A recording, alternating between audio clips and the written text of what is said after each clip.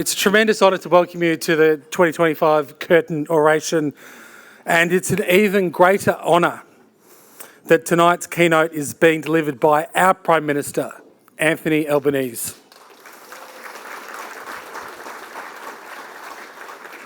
I'm conscious that a lengthy introduction is scarcely required.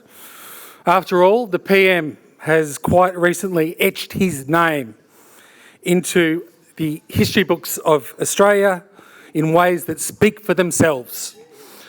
He is the first Prime Minister re-elected since John Howard in 2004. He is the first Labor Prime Minister re-elected since Bob Hawke in 1984. And alongside Hawkey and the great Gough Whitlam, he is now one of only three Labor leaders, one of three in 124 years of this party's federal history, to take the party out of opposition into government and then win re-election. Now, friends, that alone is extraordinary, but let's not forget that in May, he led Labor to its largest federal victory since the man we honour tonight, John Curtin, in 1943. Now, as epic as Curtin's triumph was, he did have the advantage of incumbency during a world war. And frankly, a Tory opposition which made Peter Dutton's LNP outfit appear like a well-oiled machine. Now, often in the history of the Labor Party, for true believers, it has felt like God votes Tory or guides Aussies to vote Tory. And I should say, I don't mean to talk down the great John Curtin in my preemptive remarks. But also in 1943, God blessed Labor most magnificently, pure Schadenfreude. The opposition leader facing off against Curtin, can anyone guess the name? William Morris Hughes. Billy Hughes, who was then an octogenarian. He was aged 80, almost 81. This is the same Billy Hughes who once jailed John Curtin during the conscription crisis of 1916-1917 and tore the Labor Party asunder. Hughes, of course, ratted on the Labor Party and caused immense sectarian and social division in this country. And he went on to lead many iterations of the Tories. Of course, famously drawing the line at joining the Country Party, now the Nationals. But tonight we're here to honour John Curtin's legacy. And we're also here to celebrate a modern Labor leader who has fought Tories like Hughes his entire political life and beaten them at a general election, not once, but twice. Ladies and gentlemen, please welcome the Prime Minister of Australia, Anthony Albanese.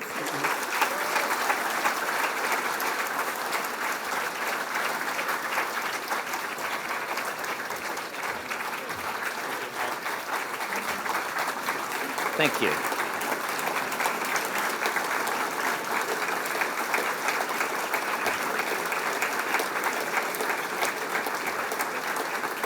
Thank you very much.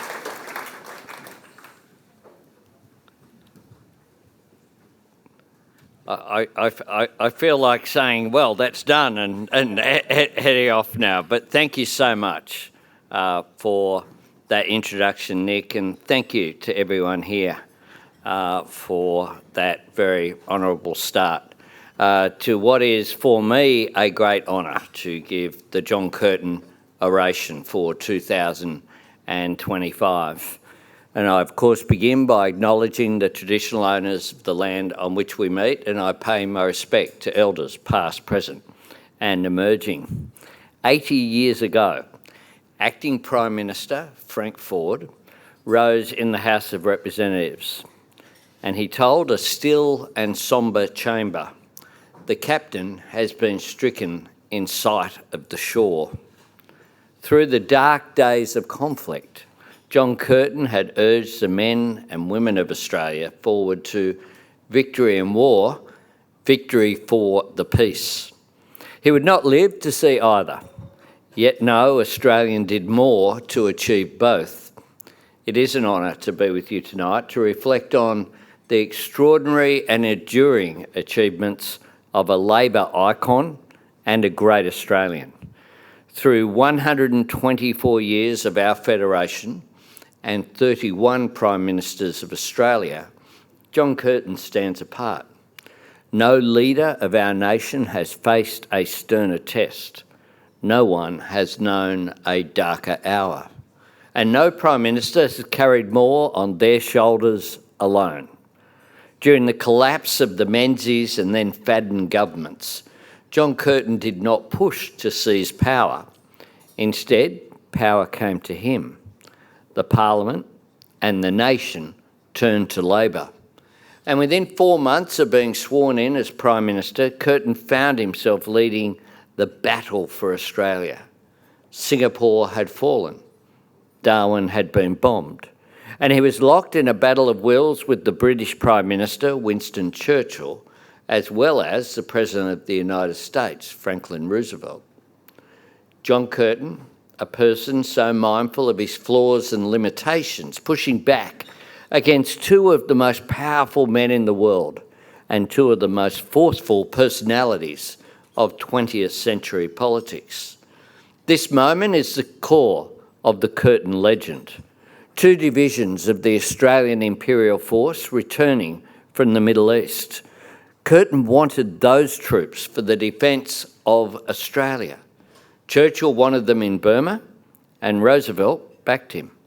Barely 2 months after Curtin had said that Australia looked to America, America was telling us to listen to Britain. It says a great deal about the nature of our relationship with Great Britain up to that point, and indeed the character of Curtin's predecessors, that Churchill had assumed that Australia would just roll over.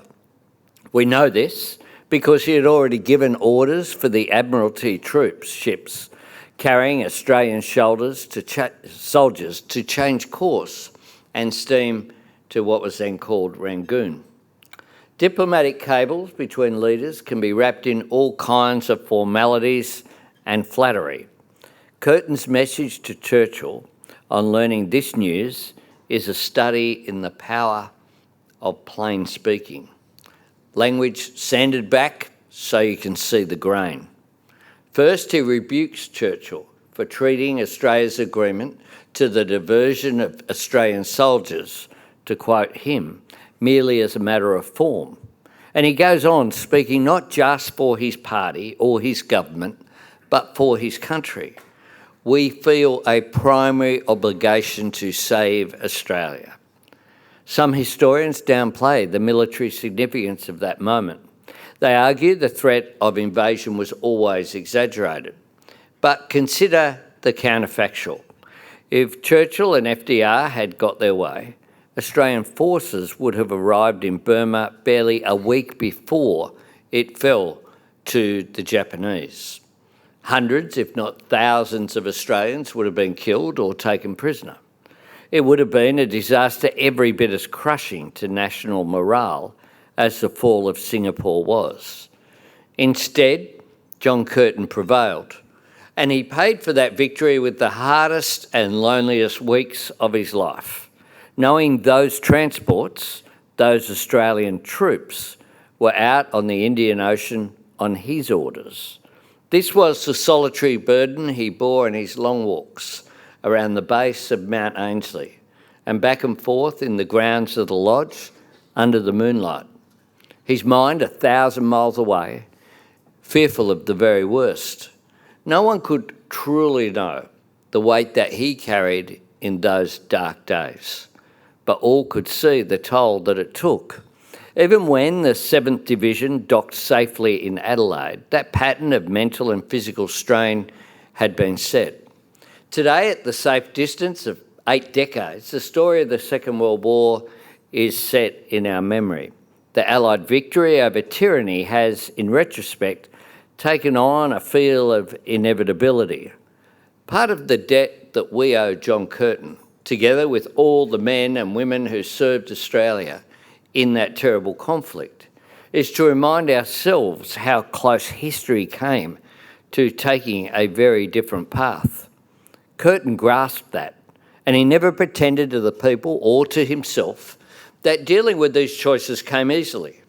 John Curtin dedicated his life to our country, and he gave his life for Australia. His colleagues saw him as a casualty of the war as much as any fallen soldier, and that self-sacrifice has helped shape every reflection on his legacy. When Prime Minister Gough Whitlam laid the foundation stone for John Curtin House in Canberra in 1974, he paid moving tribute to a man enslaved by the times, for whom time was a cruel master. That is a fundamental, inescapable part of the John Curtin story, but it is not the whole.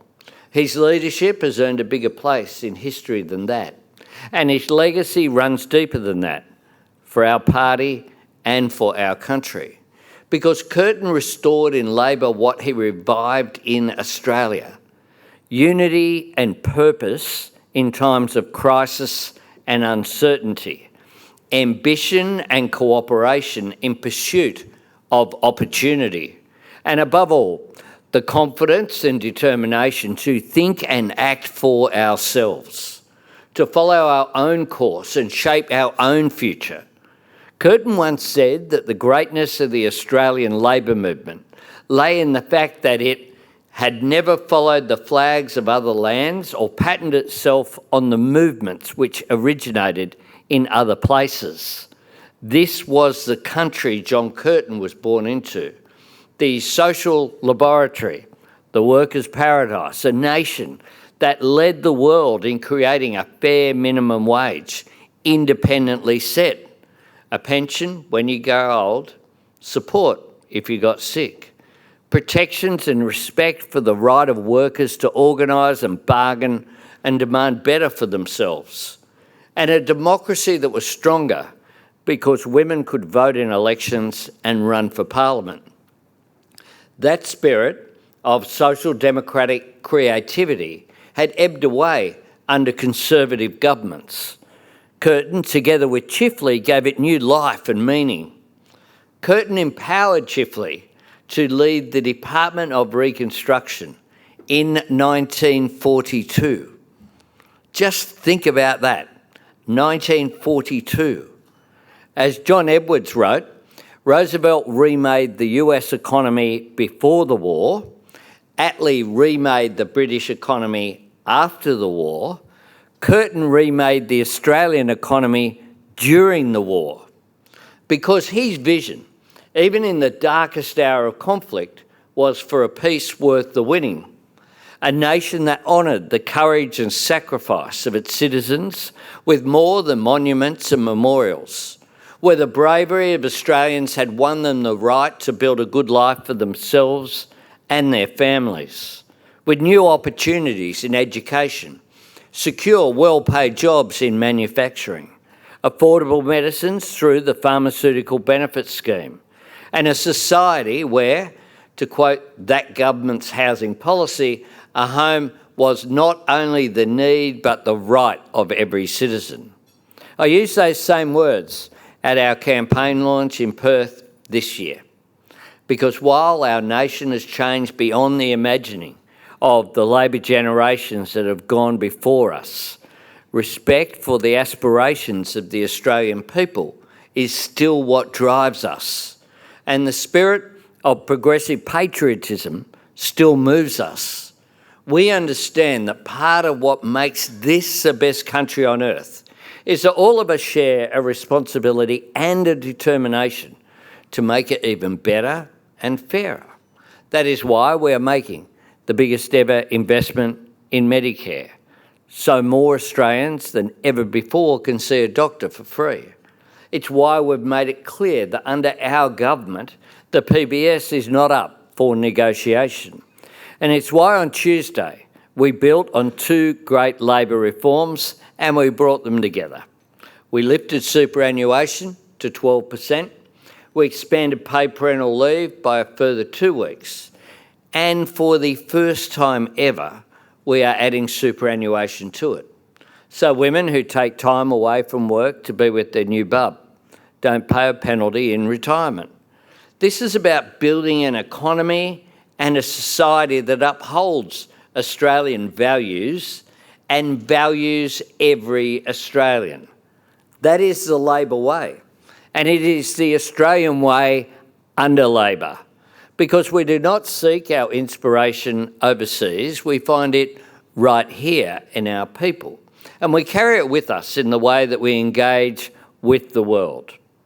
John Curtin is rightly honoured as the founder of Australia's alliance with the United States, a pillar of our foreign policy, our most important defence and security partnership, and a relationship that commands bipartisan support, respect and affection in both our nations.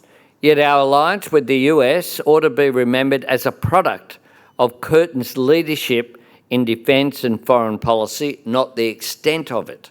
Because Curtin's famous statement that Australia looked to America was much more than the idea of trading one strategic guarantor for another, or swapping an alliance with the old world for one with the new.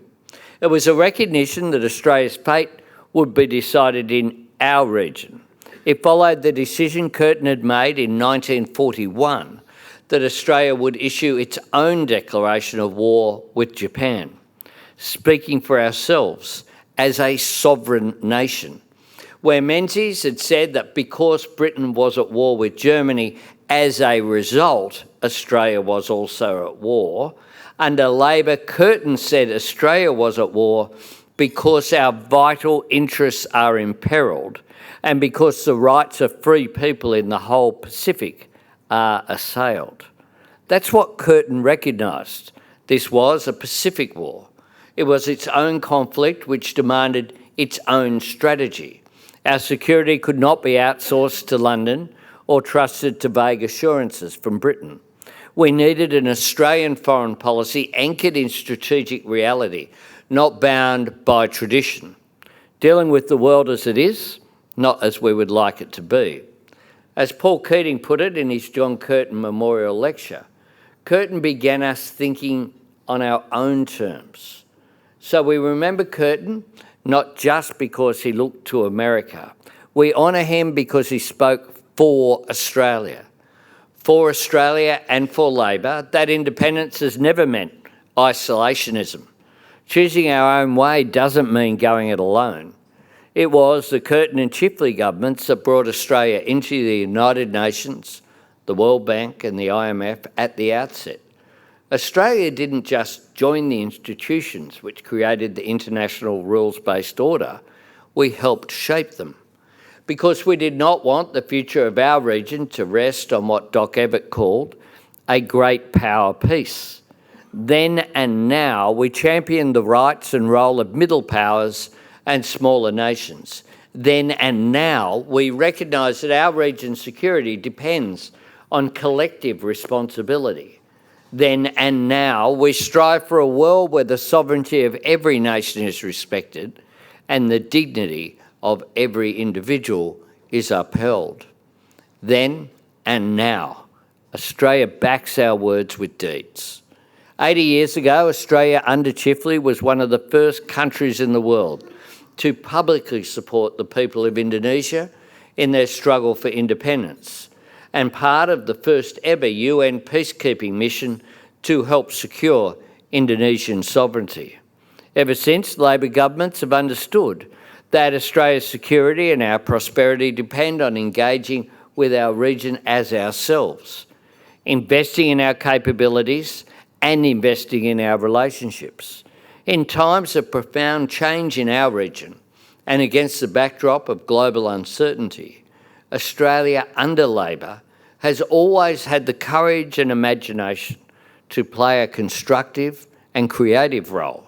That's the approach our government has taken from day one, rebuilding our standing as a leader and partner in the Pacific, patiently and deliberately working to stabilise our relationship with China, deepening our economic engagement across Southeast Asia, forging new defence and security cooperation with our nearest neighbours, Indonesia and Papua New Guinea, and giving our security and trade and energy partnership with India the long overdue investment and attention it deserves.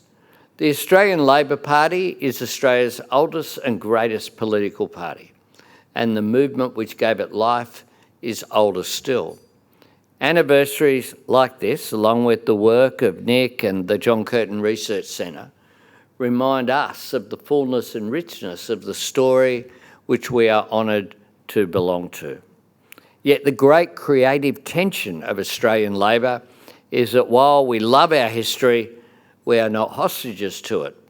We are links in a long chain.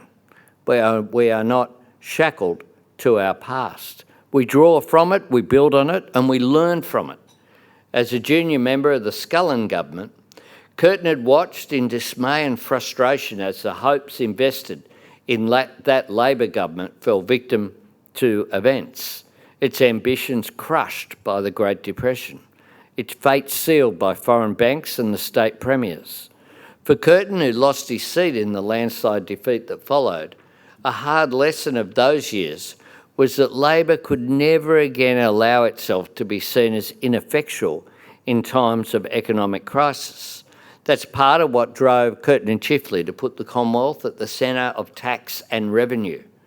They understood that Australia could not meet the twin challenges of mobilisation and reconstruction as a disparate collection of states pulling in different directions. And when you consider the big challenges and opportunities facing Australia today, building the new homes and infrastructure our suburbs and regions need, securing the future of the National Disability Insurance Scheme, powering new jobs and industries through the energy transition, training our workforce and workplaces so that artificial intelligence is a creator of good jobs, not a threat to them. None of that can be realised by one level of government on its own, or indeed by government alone. It depends, as ever, on mobilising the talents and capacity of all Australians. The world John Curtin knew and the nation he served belong to history now. Yet, the lessons of his life and legacy endure. Because while the nature of global uncertainty evolves, this fundamental truth remains. Australia cannot predict or control the challenges we will face, but we can determine how we respond. We can choose the way we engage with our region and the way we deal with the world. The stability and prosperity we build and defend with our partners, the peace and security we seek for ourselves, and above all, we can choose the nation we strive to build here at home, an economy that rewards hard work and creates opportunity, a society true to the values of fairness and aspiration that Australians voted for on the 3rd of May, and a government worthy of the people we are proud to serve, repaying the trust that Australians have placed in us and living up to the example of courage and kindness that Australians set for us every day. That is the Labor way, that is the Australian way, that is our way forward for the future. Thanks very much.